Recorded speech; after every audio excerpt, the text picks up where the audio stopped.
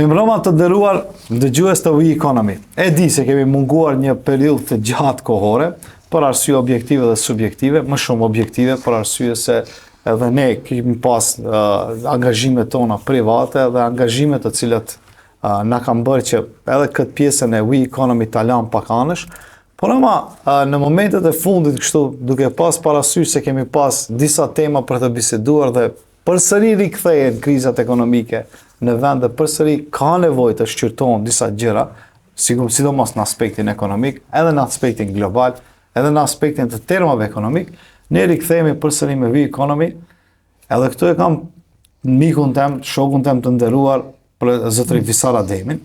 Po. Këtu është Visari, unë nuk do ta pyes për disa gjëra, për mungesat e tij objektive, sepse edhe unë më shumë unë kam pas probleme me këto mungesat objektive, por Visar, si e kishe 2025?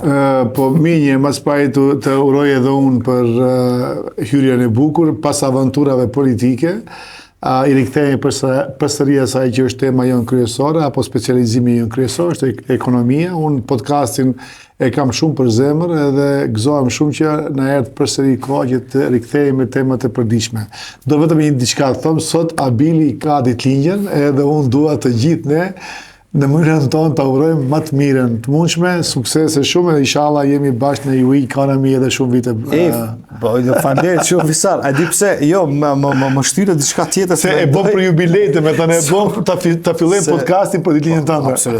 Absolutisht po. Faleminderit shumë, faleminderit për urimet, por e di, më shtyre të mendoj thosë se pas astive aventurave që kemi bërë dhe kemi pas, ne ekonomistët dim ndonjëherë të reflektojmë dhe dim të masim rezultatet tona dhe kjo është shumë e rëndësishme. Ti do të bësh një summary, ja? Edhe We Economy e filluam, domethënë përsëri me entuziazmin ton sepse kemi pas edhe presion edhe prej të tjerëve se ka pas gjëra të cilat njerëzit e kanë gjetur veten në disa epizoda të We Economy, edhe për këtë arsye gjetëm momentin që këtë ta fillojmë We Economy.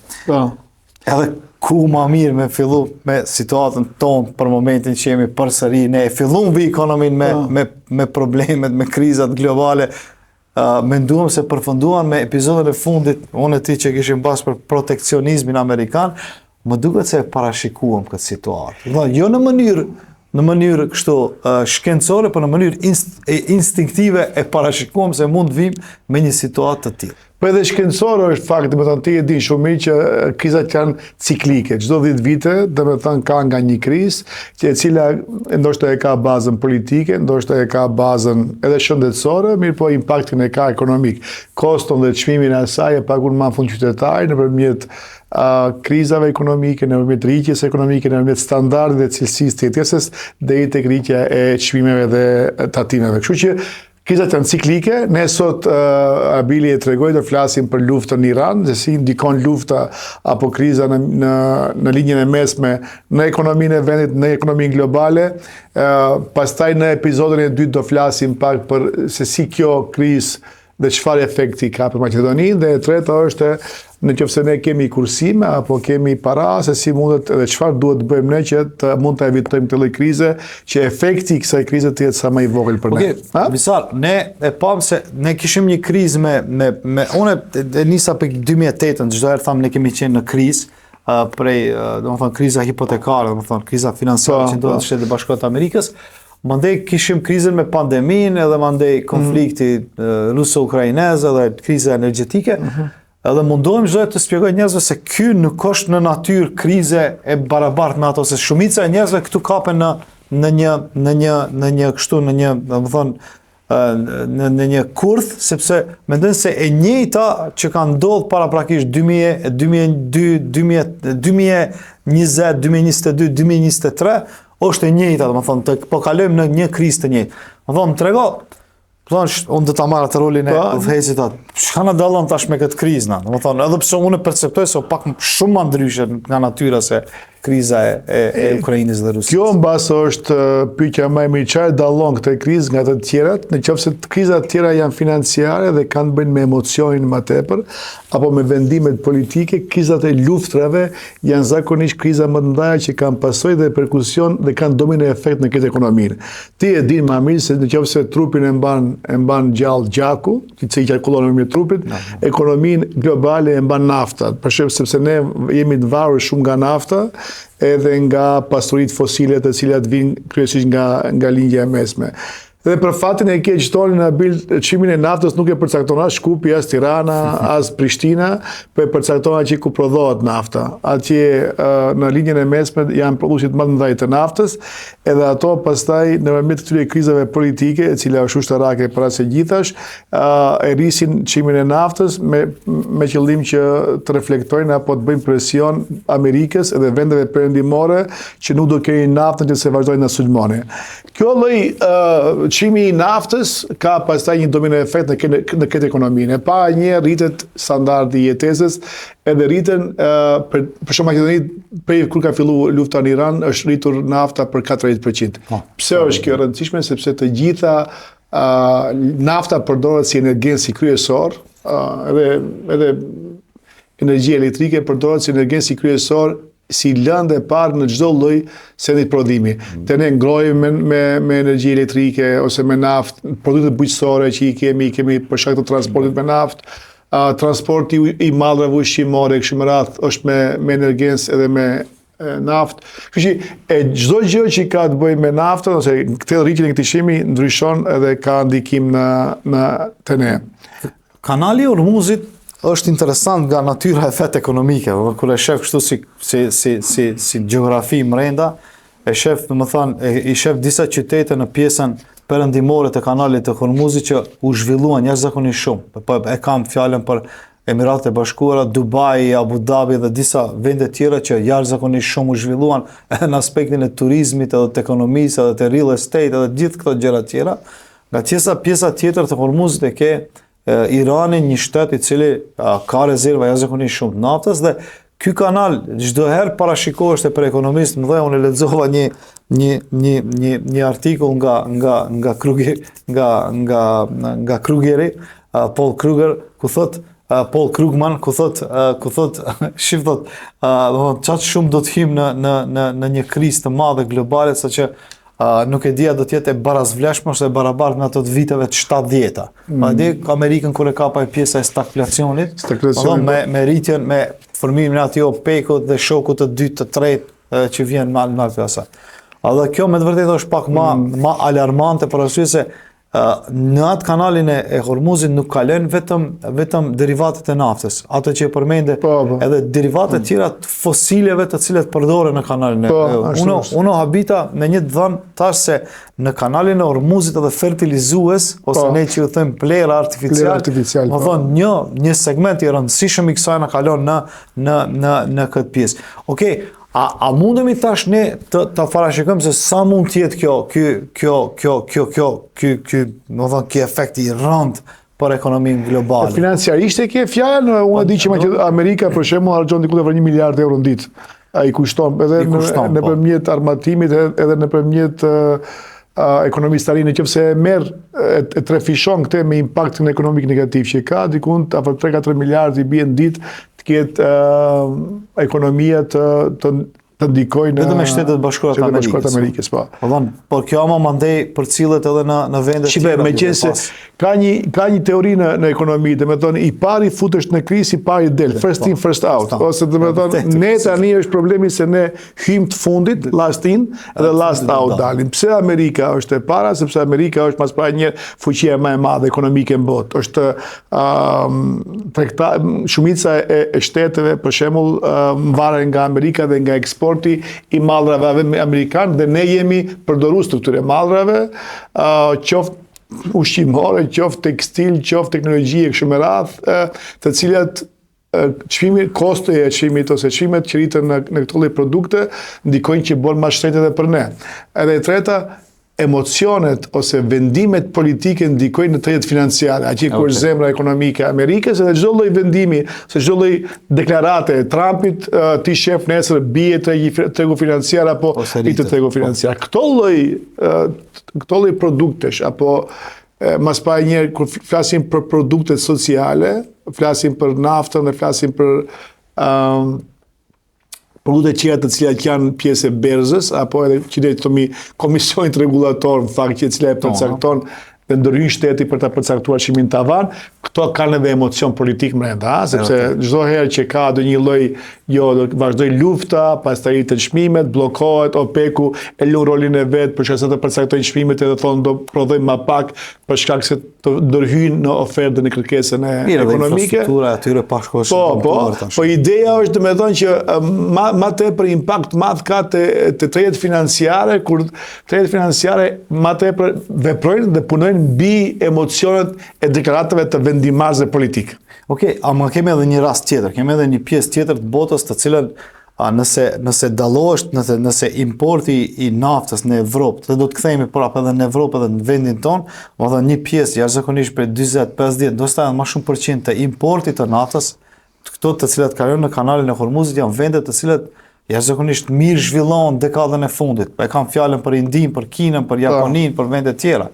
Do të thonë, tash unë mendoj se efekti do të jetë ende më i madh në ekonominë globale, sepse do të hyjnë në krizë edhe këto vendet që unë gjëri quaj fabrikat industriale të vendeve tjera të zhvillimit që gjenden në këtë pjesë tjetër. Seriozisht e tham këtë sepse e ndjekim punën, e ndjeki jashtëzakonisht ekonominë, e shoh ekonominë e Indisë edhe Vietnamit, këtë rast është interesant se sa dëm e ka Hong Kongu, Singapuri, Japonia, Kina e tjera, kjo vendet lindore jashtëzakonisht shumë preken nga kjo. Sa mund të preken ekonomia të këtyre?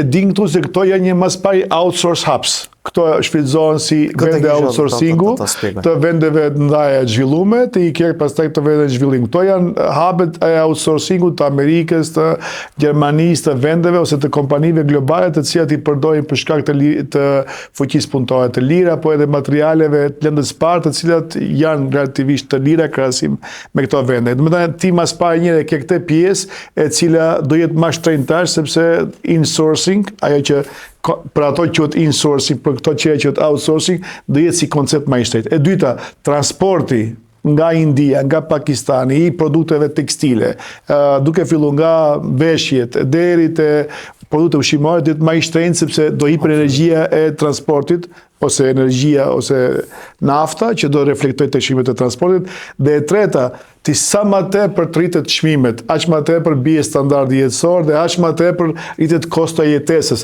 Ti më do merresh me furnizimin e fundament ose bazës ose të produkteve bazë, do e harrojsh turizmin, do e harrojsh luksin, do e harrojsh udhëtimet në përbot. Edhe tani Singapuri si një ndër vendet të cilat ka marrë më tepër turist në përbot, do ketë më pak turist, sepse njerëzit kanë mas pari frikë nga luftat që zgjasin tepër, edhe e dyta, ato paratë të cilat ato i kanë marrë një kohë, se i kanë marrë nëpërmjet rrogave për shkak të inflacionit, ajo para ka më pak vlerë. Dhe e dyta, ti ato para që do i marrësh, do i shpenzojsh për furnizimin e shportës bazë.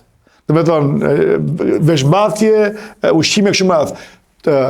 Transporti, turizmi, udhëtimet do jenë jashtë listave të shteteve, edhe kjo do ndikoj pastaj shumë madhe. Shive, ne flasim për çmimin e transportit të këtyre kompanive të cilat e transportojnë mallin. Po imagjinohet tani sa do rritën shpenzimet e biletave të aviotransportuesve. Domethënë këto tash do jenë të parët të cilat do i rrisin çmimet e biletave, sepse çmimi i kerozinës apo edhe çmimi i energjensit bazë për ato është goxha e madhe.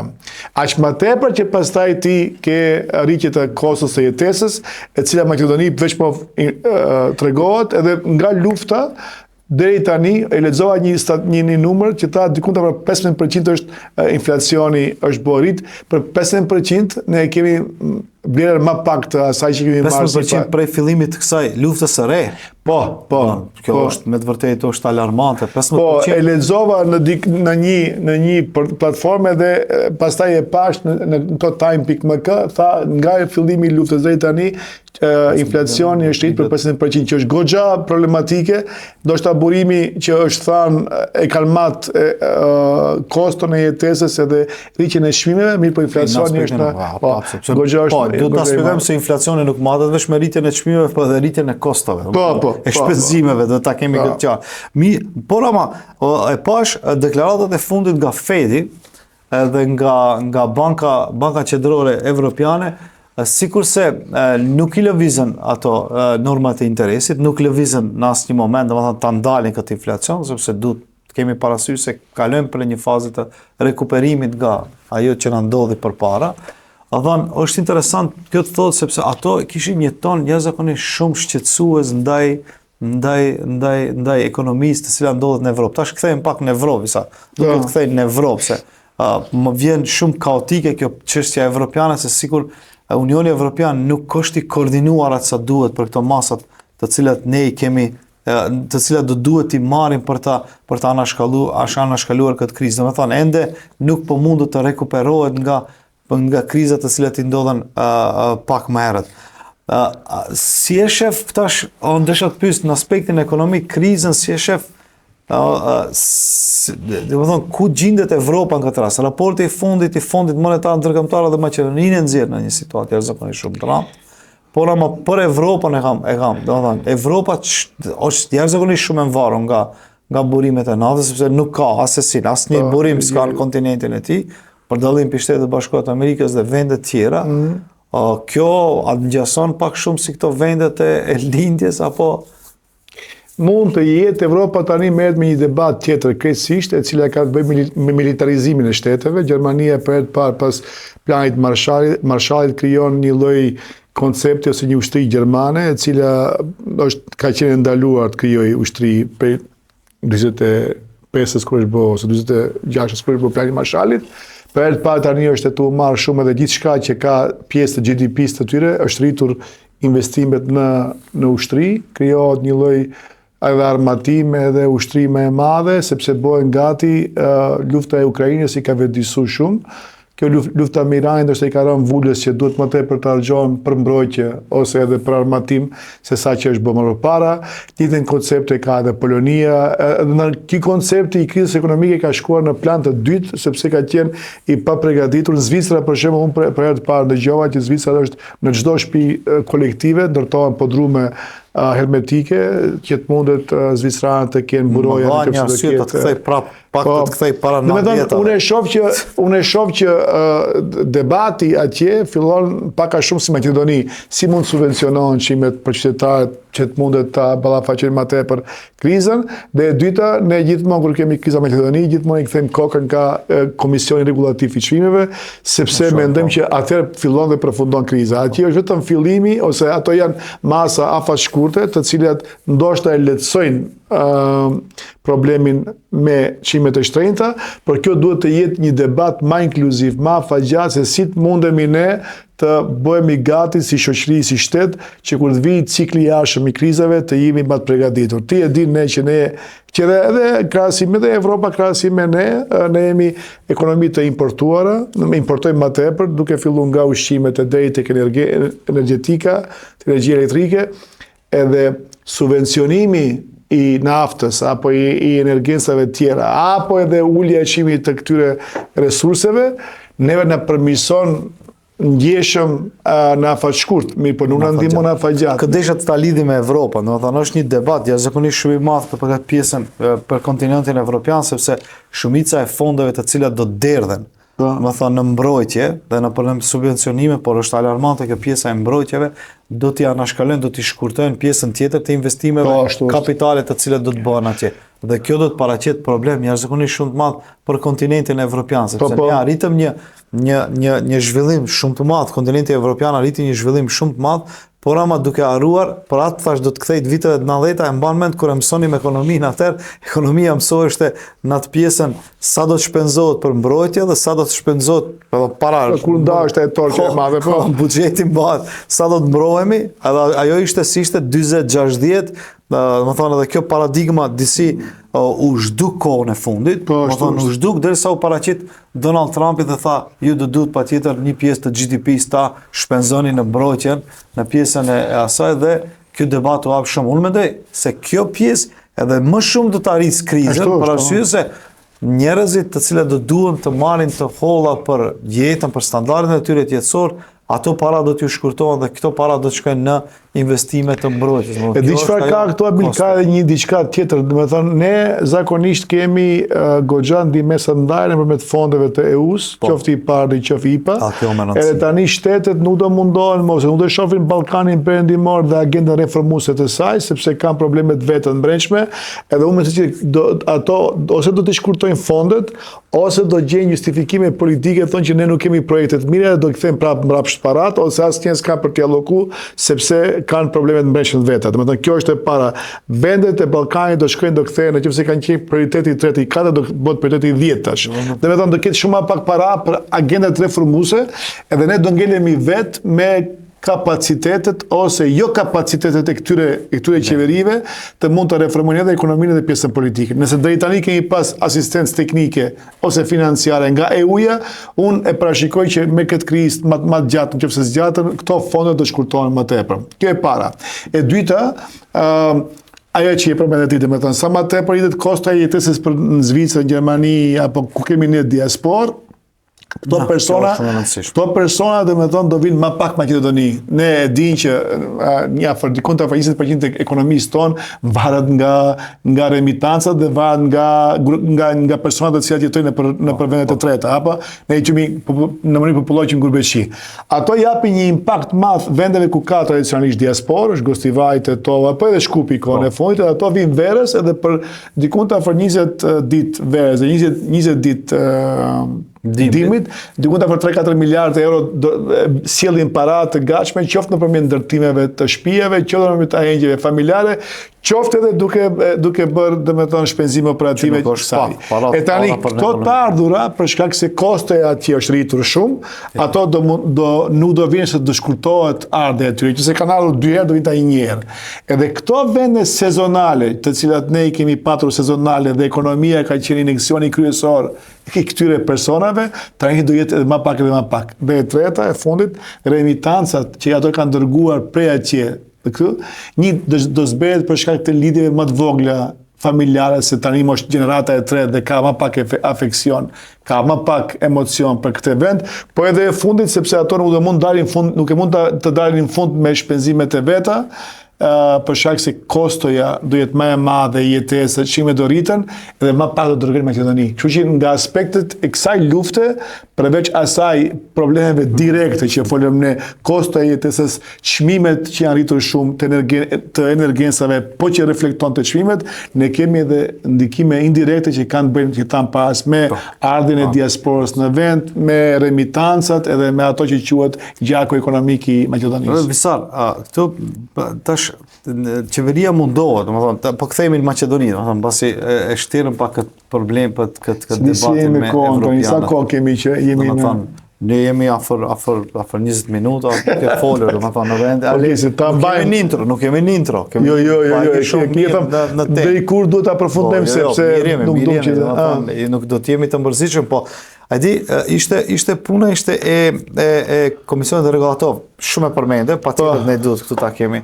Unë jam ndoshta i thalja asaj që Komisioni Rregullator të ketë domethënë një farë impakti në rregullimin e çmimit të naftës, ajo në Maqedoni ka pas një farë korekcie për dallim për disa shteteve përmet. Por ama dhe isha i thalja asaj që në baza ditore të bëhet kalkulimi i çmimit të naftës, mos ketë aftershoket të cilët i kemi bërë. Po në moment këto e ndruan domethënë një nen të ligjit të Komisionit Rregullator dhe e bën në bazë javore tamam. U morën disa masa. Ka qenë 2 javore para shumë kohë. Tash është bërë 1 javore. Covidi e pruri tjetë 1 javore. 1 javore mande e bënën në bazë ditore. Kjo kriza e konflikti ruso-ukraines. E thash unë do të kthej kështu, do thonë, okej, mu morën disa masa. Do thonë që ne i përshëndetëm, masa për zvogëlimin e TVSH-s edhe akcizat, edhe pse ne menduam se duhet të shkohet pak te akciza për arsye se në aspektin procedural do të ishte më mirë se ti e shpall veten në emergjencë, dhe kur je në emergjencë do duhet ndryshe të bësh politika qeveritare, edhe këto e zvogluan çmimet e TVSH-s. Sa në Maqedoni kjo do të ndikoje, po çka do duhet përveç kësaj të bëhet? Unë shoh një farlloj kaosi, kështu nëse mund ta them nëpër këto deklarata të cilat ipen nga qeveritarët tonë, do thonë në atë aspektin se nuk ka një sistematizim të këtyre masave të cilët mirën dhe tapin një farlloj rehatie edhe të qytetarët, po në rregull ne jemi në fazat e krizave, është alarmante nëse është 15% më ka filluar të ketë efekt kostoja e inflacionit, domethënë në aspektin e kostos është janë rrit kostot, që është fakt, domethënë ne kemi pa për 20% u rritën çmimet e natës dhe kjo varion brenda ditës. Domethënë çka mendon, a do duhet domethënë të reagon edhe politika monetare, edhe politika fiskale, por edhe do të mirën disa subvencione për qytetarët tonë. E di pse them këtë, sepse sot nëse shkojmë në tregun dhe i shohim pemat dhe perimet, ato më çmimit e ato është rritur ndoshta edhe 50-60%. Po, dje kisha rastin të shoh 60%, a duke pas parasysh se edhe çmimi i naftës u ka rrit, edhe çmimi i pesticideve ose fertilizuesve është rritur, ndoshta edhe transporti nga ana tjetër. Edhe që në final bie shumë më i madh. Edhe tash, a është mjaftueshme kjo apo duhet të ketë edhe disa set masa për punën e këtyre gjërave? Ti, Abile, din më mirë se unë, edhe kemi biseduar shpesh që këto në ekonomi quhen shok doktrinë. Do të thonë, këto lloj krizash të cilat lajmërohen rishtazi nuk janë të shkaktuara nga ne, po janë një lloj shoku për kombin ose për ekonominë që duhet të reflektojmë më tepër. Tani për qenë sinqert me qeverinë dhe me këto, çdo lloj ndërhyrje që ka të bëjë me subvencionimin e çmimit apo me uljen e TVSH-s apo me akcizave nuk është e mjaftueshme.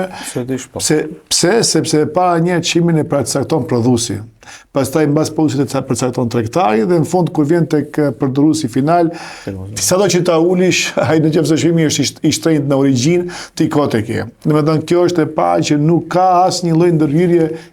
Tash, a duhen këto? Po duhen, sepse këto janë në mënyrë të afashkuar e ndihmojnë xhepin e qytetarëve, mos ketë varfrim, mos ketë cilësi jetese, mos ulë standardi i jetesës.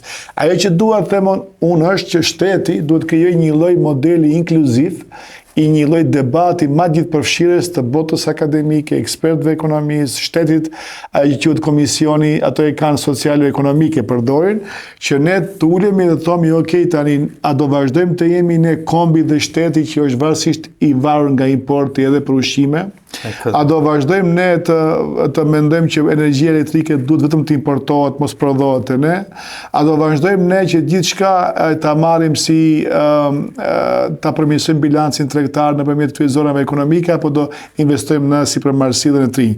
Kjo, Abile, është debati më i madh që duhet bëhet me Maqedoni. Do të thonë ne duhet tani të kthejmë, bëhemi gati, kjo lloj krize do vazhdojë.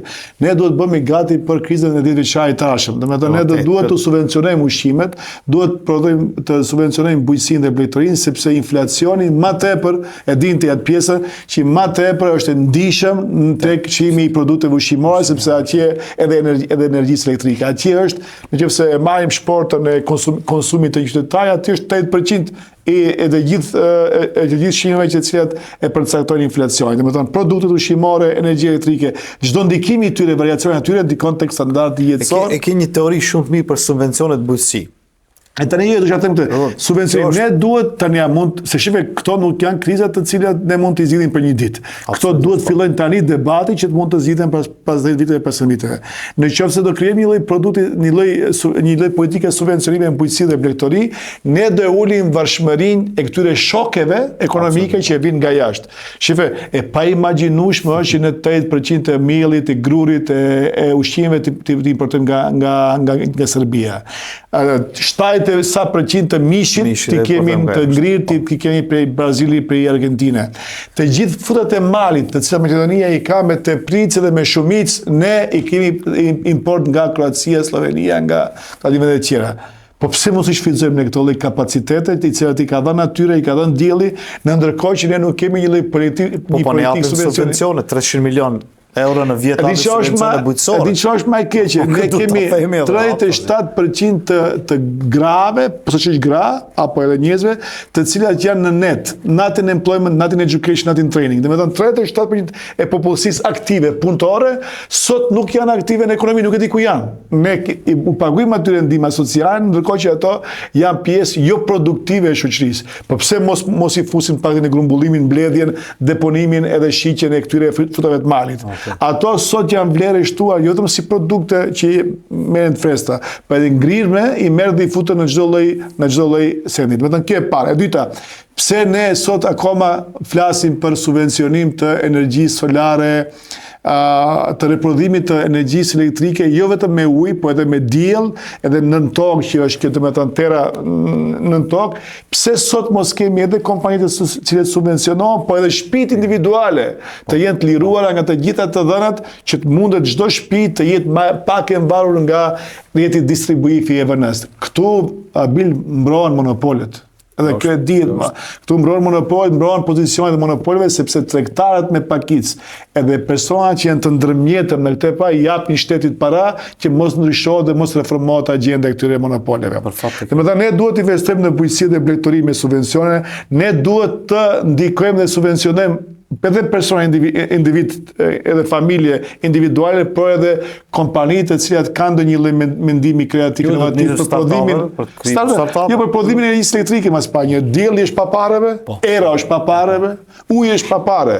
A ne këto i kemi me bëllëk. Pse duhet ne të varrim vetëm nga importi i energjisë elektrike që distribuohet në rrymët e vënës? Dhe e treta, ne duhet përgjithsisht të shkojmë tek subvencionimi i startupeve dhe sipërmarrësve. Lexoja një dokumentar ose kampanje dokumentar shpejt, Izraeli, i cili është tani në luftë, kishte harxhu 5 miliard euro ta bjen ujin, ta merr ujin nga deti që deti kush është deti i vdekur ose edhe e sillte ndër shkretrir deri tek një fshat atje, i cili s'kishte ujë të pishëm, edhe ato kishin bën një hidrocentral në mesin e kësaj rrugës për ta përpunu, për t'ia nxjerr, t'ia hequr atë pjesën e kripshme që të mund ta pinë njerëzit. Pas disa viteve kanë thënë, po tani ne kemi për ujë, po pse mos kemi ashtu lloj koncepti për ta bërë pik pas pike? Edhe që është për prodhimin e bujqësisë.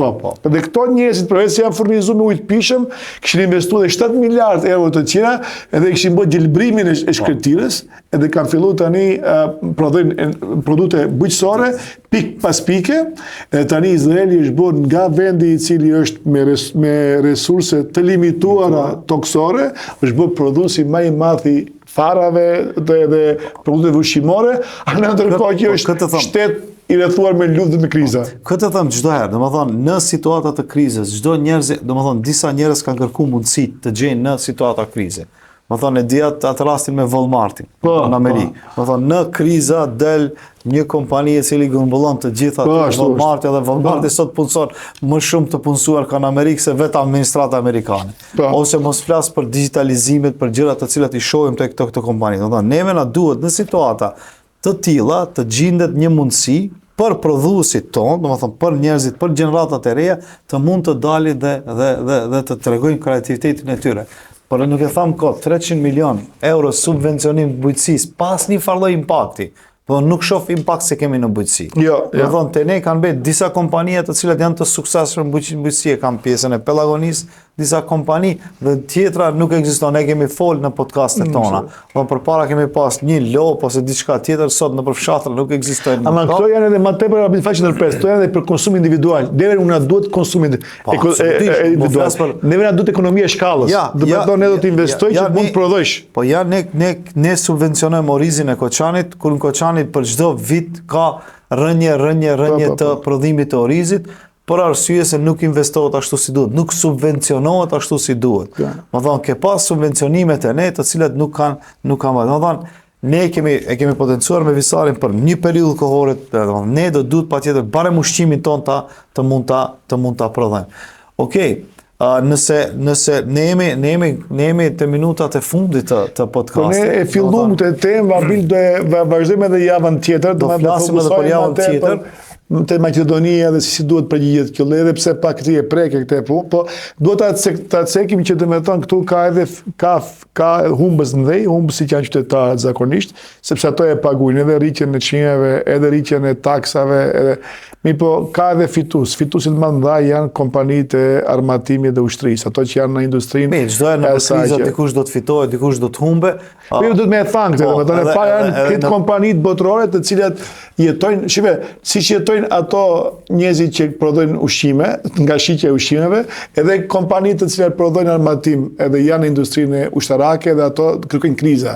Edhe ato nëpërmjet llobimit dhe avokimit të asaj ndikojnë tek vendimarrësi që të ketë më tepër kriza, që të mundet ato qesin më tepër armë, qesin më tepër logjistike, kështu me radhë. Kjo e para. E dyta, të gjitha personat e tregtarët e energjisë elektrike tani do fitojnë, do kënaqen shumë sepse ato do shesin më tepër produkte. Edhe e treta, të gjitha tregtarët dhe spekulatorët e çmimeve me pakic, ato kjo është përnira më e madhe për të rritur çmimet, sepse normalisht kur ka krizë ka më tepër shitje të produkteve bazë dhe kjo do jetë, domethënë për ato do jetë heaven, do jetë domethënë mirësi e madhe. Me ndërkohë që humbasin qytetarët. Okej, u rikthyem ne mbi ekonomi, se pas kemi humbat atë kondicione. Nuk mendova se humbëm kondicione, se kemi dalë të tjerat në emisione tjera kemi dalë, po mendova se këtu kemi humb kondicione, Visari është kthyer. Visari ka kondicionin rregull, pasuri të madhe në festival. Jo, nuk ka lidhje. Jo, ne rezultatet i marrim ndryshe, nuk i marrim në mënyrë politike. Kjo është e para. E dyta, episodin e ardhshëm ne do të miremi më shumë me politika, do të miremi edhe me numra pak më shumë për pjesën tonë, sa buxheti jonë është në kondicion të mirë dhe sa i realizon këto investimet kapitale, se dulen me disa numra të cilat nuk përputhen. Nuk përputhen këtu. Më thonë, faleminderit që këtë epizod ishit me neve. Faleminderit ty që e moderove shumë. Po, jo, unë do ta marr këtë rol se më pëlqen, kështu edhe pak të jem pak. Edhe urime edhe një të kingjen, shpresoj që të jetojë gjatë dhe do të kemi goxha gjatë edhe si të jetojmë me standarde më të mira jetësore, kemi kvalitet jete më të mirë se për tjetër do të vi. Faleminderit shumë. Po, faleminderit edhe ty dhe shihemi në episodin e ardhshëm.